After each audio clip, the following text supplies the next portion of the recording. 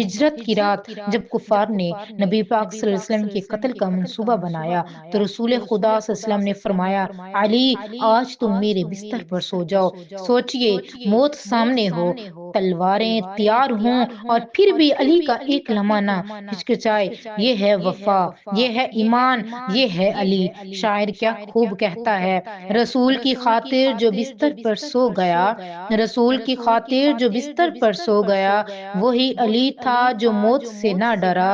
یہ جان دینا کوئی آسان بات نہیں، یہ جان دینا کوئی آسان بات نہیں، مگر علی نے وفا کا حق ادا کیا۔ حضرت علی کو شیر خدا کیوں کہا گیا؟ حضرت علی کی شجاعت کوئی افسانہ نہیں، یہ تاریخ کا روشن باب ہے۔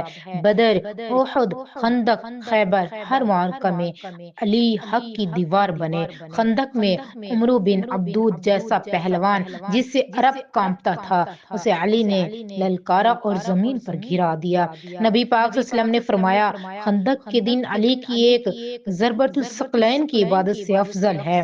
خیبر کا موقع تھا، قلعہ ناقابل فتح تھا، تب رسول اللہ صلی اللہ علیہ وسلم نے فرمایا، میں کل پرچم اس کو دوں گا جس سے اللہ اور اس کا رسول محبت کرتے ہیں، اور وہ ہاتھ علی کا ہاتھ تھا۔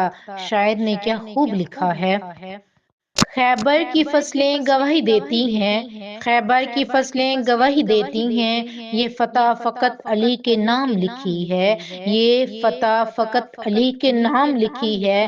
تبغیِ حیدر چلی تو حق بول اٹھا، تبغیِ حیدر چلی تو حق بول اٹھا، باطل نے کہا اب ہماری شام لکھی ہے، باطل نے کہا اب ہماری شام لکھی ہے۔